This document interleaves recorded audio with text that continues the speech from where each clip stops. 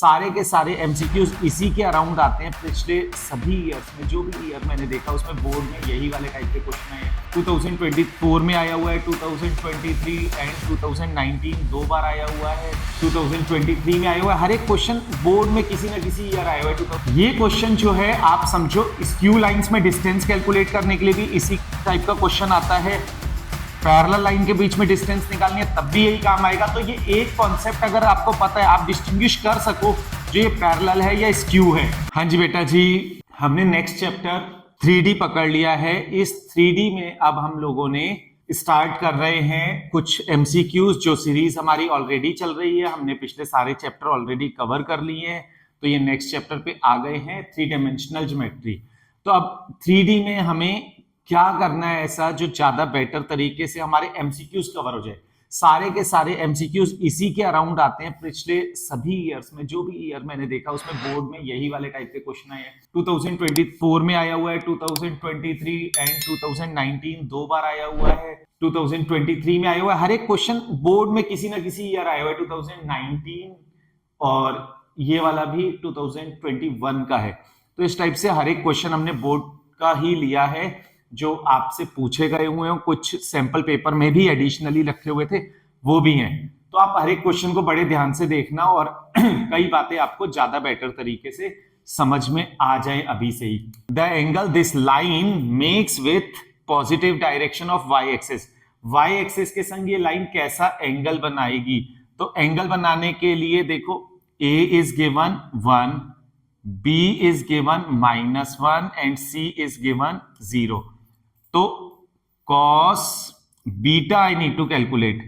Cos beta is equals to beta mainly I need to calculate. तो cos beta पहले निकाल देते हैं। Cos beta होता है B upon under root A² plus B² plus C²।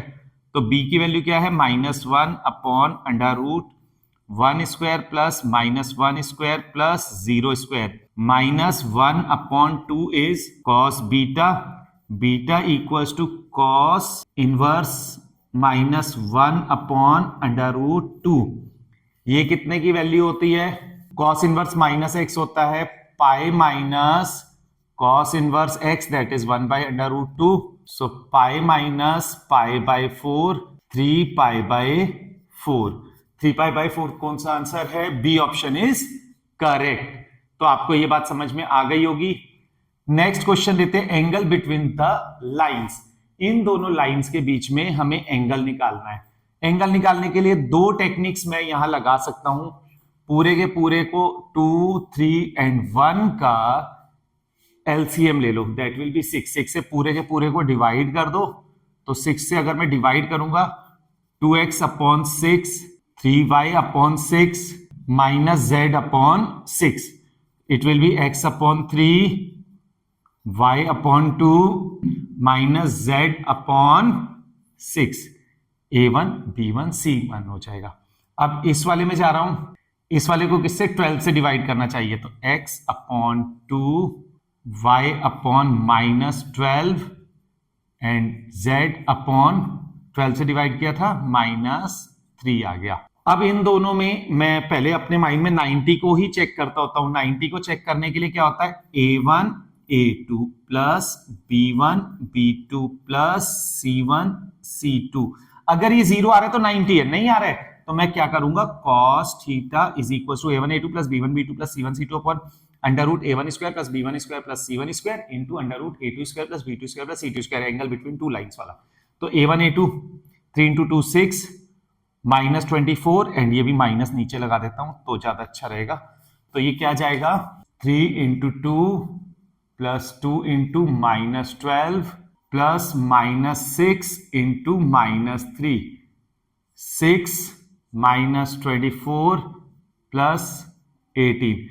अरे 0 ही आ गया। चलो ये सबसे इजी है। तो cos थीटा की वैल्यू 0 आ रही है, थीटा विल बी 90 डिग्री।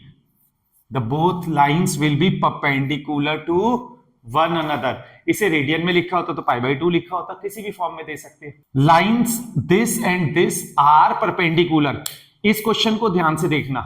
ये क्वेश्चन जो है आप समझो स्क्यू लाइंस में डिस्टेंस कैलकुलेट करने के लिए भी इसी टाइप का क्वेश्चन आता है, पैरेलल लाइन के बीच में डिस्टेंस निकालनी है, तब भी यही काम आएगा। तो ये एक कॉन्सेप्ट अगर आपको पता है, आप डिस्टिंग्विश कर सको जो ये पैरेलल है या स्क्यू है, पैरेलल स्क्यू इन दोनों चीजों को देखेंगे, बाकी कोइंसिडेंट एंड इंटरसेक्टिंग के लिए इसके बाद देखते हैं।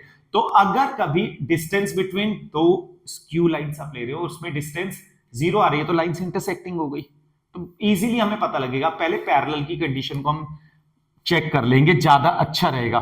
तो यहां पे इन दोनों को सबसे पहला स्टेप यही करा करो, कोफिशिएंट्स को चेक करो। a1 upon a2 equals to b1 upon b2 equals to c1 upon c2 अगर होगा तो ये पैरेलल लाइनें हो जाएंगी। पहला काम ही ये होता है, आप ये एकदम चेक कर लो। अगर आपने ये चेक कर लिया तो आपको पेन नहीं लेना पड़ेगा, कहीं आप स्क्यू लाइंस वाला फॉर्मूला लगाओ, टाइम वेस्ट होगा। तो उससे बचने के लिए पहले ये चेक कर भी लिया करो हमेशा। 2/6, 3/9 -6 बाय -18, तो देखो 1/3 आ गया, 1/3 आ गया। a1 upon a2 equals to b1 upon b2 equals to c1 upon c2, ये कंडीशन क्या होती है, पैरेलल लाइनों की होती है। a1 upon a2 equals to b1 upon b2 equals to c1 upon c2। Direction ratios are proportional, therefore lines will be parallel. तो आपको ज्यादा पेन ही नहीं लेना पड़ा, पैरेलल का ही मैंने सबसे पहले चेक किया, वही आंसर आ गया। आप भी सबसे पहले पैरेलल का चेक करना, अगर पैरेलल नहीं है तो स्क्यू वाली बात आ जाएगी, फिर स्क्यू आने के बाद इन दोनों का तभी चेक करोगे। अब पैरेलल लाइनें तो ना तो इंटरसेक्टिंग होगी ना ही कोइंसिडेंट होगी। If a line makes angle 90 degree, 135 degree and 45 degree with x y z axes, then direction cosines are, direction cosines यानी देखो कॉस अल्फा, अल्फा कितना गिवन है 90, कॉस 90 0। अब देखो यहां पे एक और चीज काम करो, ये और ये कैंसिल हो गए, अब आपके पास बचे दो ही ऑप्शन, इन दोनों पे आगे वर्किंग करनी है। अब दूसरा हो जाएगा cos beta, beta is 135, cos 135 degree की वैल्यू कितनी होती है, ये होती है -1।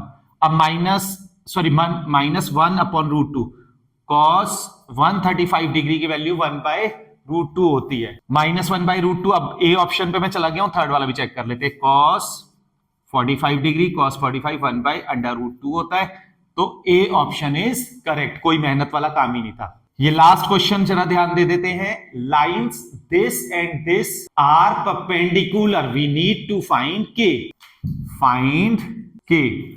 तो पहले इन लाइंस को प्रॉपर फॉर्म में लिखो, x -2 upon 1 equals to y -3 upon 1, ये क्या होना चाहिए, z -4 अपॉन -k हो जाएगा। दूसरी line x -1 upon k equals to y -4 upon 2 equals to z -5 upon -2।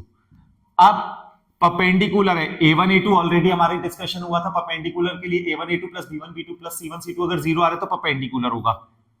तो 1 into a1 into a2, 1 into k plus 1 into 2 plus -k into -2 equals to 0, k plus 2 plus 2k equals to 0। तो यहां क्या आ जाएगा, 3k equals to -2, k equals to -2 upon 3। The value of k is -2/3। A option is correct. So likewise you will be able to do these questions. Easy है, similar type of question board में आते हैं, practice करते रहना तभी ये question हो पाएंगे। All the best for your exams, thank you.